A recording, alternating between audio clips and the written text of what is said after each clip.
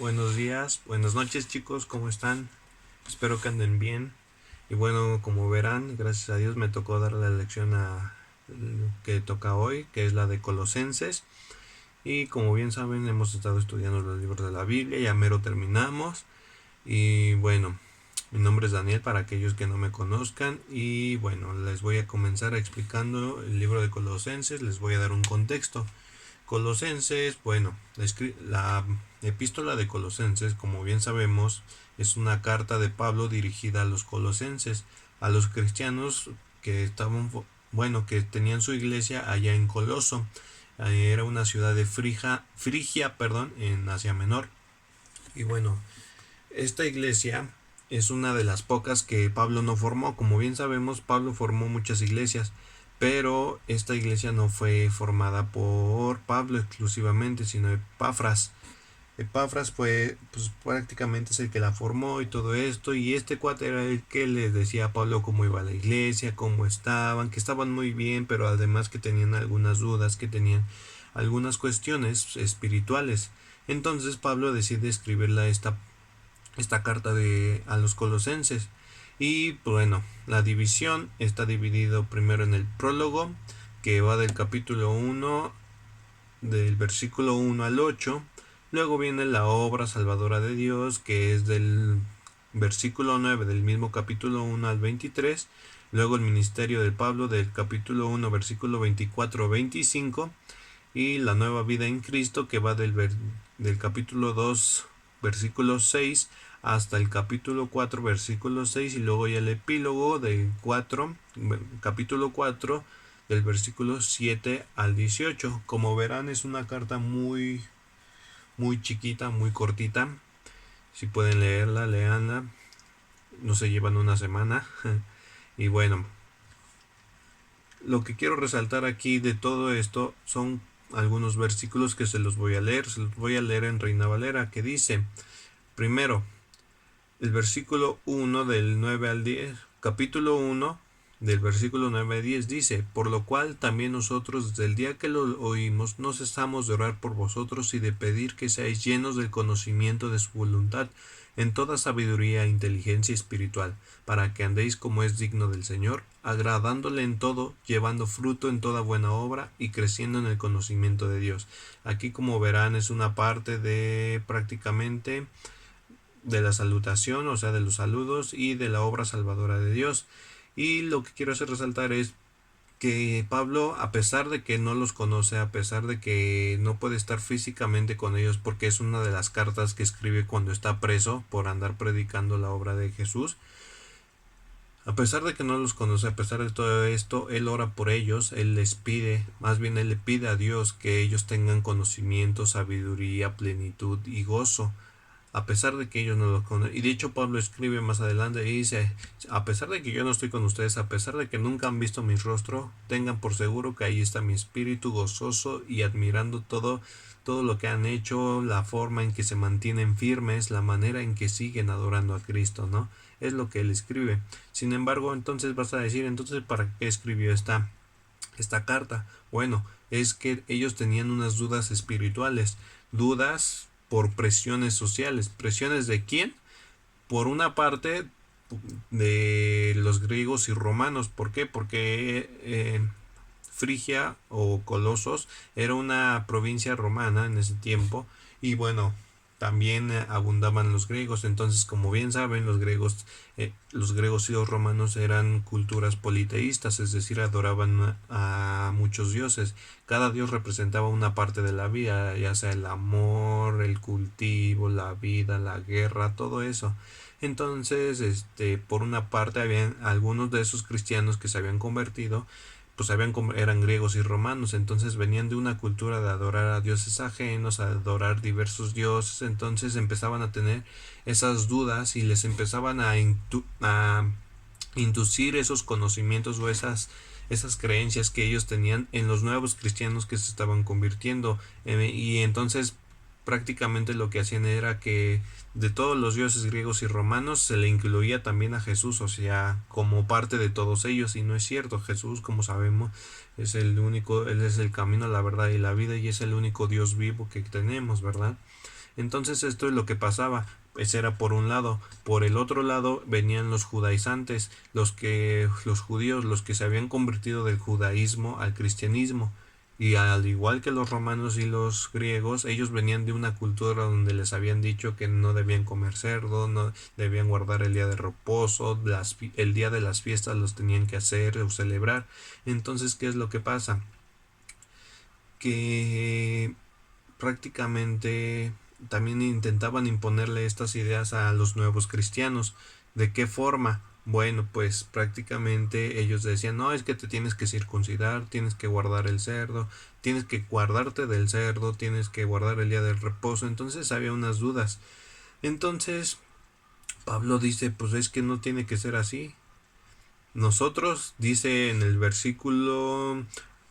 capítulo 1, versículo 28, dice, a quien anunciamos, o sea, a los hombres, amonestando a todo hombre y enseñando a todo hombre en toda sabiduría. ¿Sabiduría de quién? ¿De los griegos o romanos o de los judíos? De ninguno de ellos, de la sabiduría de Dios. Dice, a fin de presentar perfecto en Cristo Jesús a todo hombre. Nosotros estamos siguiendo sus mandamientos, nosotros leemos sus palabras, nosotros nos comunicamos con Él para presentarnos perfectos delante de Él cuando Él venga por nosotros. Cuando Él sea glorificado en los cielos, nosotros seremos glorificados con Él. Por esto es la sabiduría. Y entonces luego dice en el capítulo 2, en el versículo 8, dice, mirad que nadie os engañe por medio de filosofías y huecas sutilezas. ¿Qué es lo que pasaba? Que en ese tiempo también empezaba a surgir el gnosticismo. ¿Qué es esto? Una especie de sabiduría espiritual donde prácticamente, o sea, no era buena. O sea, la sabiduría espiritual es muy buena, pero la que en ese tiempo se propagaba era muy mala. ¿Por qué? Porque se enorgullecían, se enaltecían de saber más que otros y entonces empezaban a hacer como que, según ellos, que los misterios filosóficos o espirituales solo se les revelaba a ellos y tenías que formar parte de su secta para poder alcanzar un nivel de sabiduría, ya saben, ¿no? Pero eso no dice la palabra de Dios. Dice Pablo, mirad que nadie os engañe por medio de filosofías y huecas sutilezas. O sea, las palabras que ellos tenían para ellos eran tan sutiles, tan hermosas, que pues prácticamente convencían a los cristianos.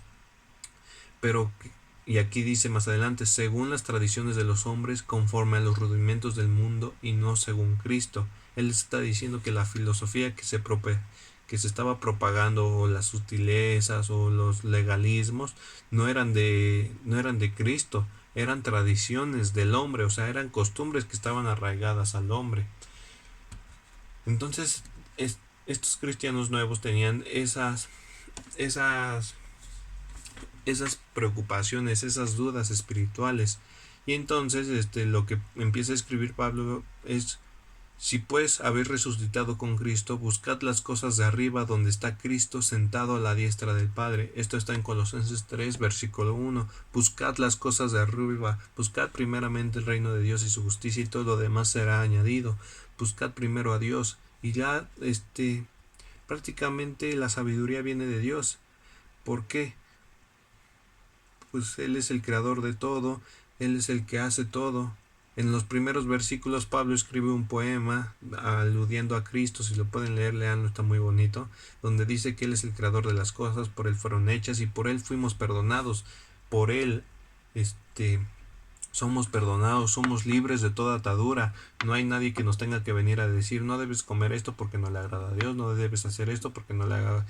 Debemos enfocarnos en la escritura. La fuente debe ser la escritura de Dios, la palabra de Dios, no lo que un hombre dice, no lo que nosotros andamos diciendo, sino dónde estamos fundamentados. En la palabra de Dios es donde nos tenemos que fundamentar. Nada de que un conocimiento sobrenatural y es privado, no, el conocimiento no es privado, el conocimiento es público solo si agradas a Dios, solo si buscas a Dios, solo si buscas las cosas de arriba. Es lo que se está tratando de decir. Y luego pues dice en el versículo, en los capítulos 3 del 5 al 6, dice, haced morir pues lo terrenal en vosotros. O sea, primero buscas las cosas de arriba y una vez que los andas buscando, debes hacer morir lo terrenal. ¿Qué es lo terrenal? Fornicación, impureza, pasiones desordenadas, malos deseos, avaricia, que es idolatría. por cosas por las cuales la ira de Dios viene sobre los hijos de desobediencia. Pero ahora dejad también vosotros, vosotros estas cosas: ira, enojo, malicia, blasfemia, palabras deshonestas de vuestra boca. A lo mejor dices, no, pues lo primero no lo hacía: fornicación, impureza, pasiones desordenadas, malos deseos. A lo mejor malos deseos y avaricia si lo tenías, ¿no?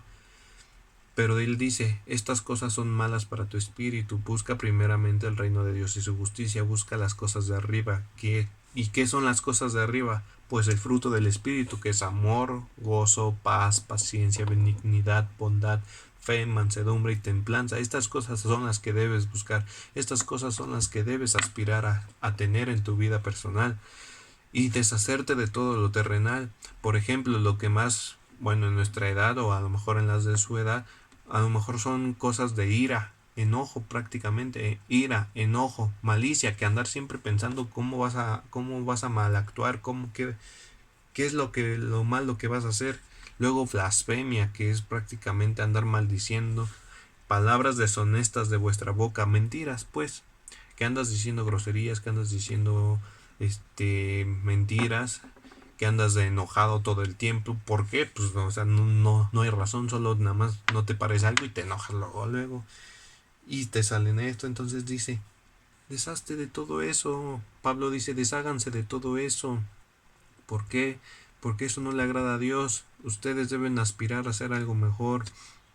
¿Qué es lo que dice Pablo? Dice en Colosenses 3:15, y la paz de Dios gobierne vuestros corazones, a la que asimismo fuisteis llamados en un solo cuerpo, y sed agradecidos.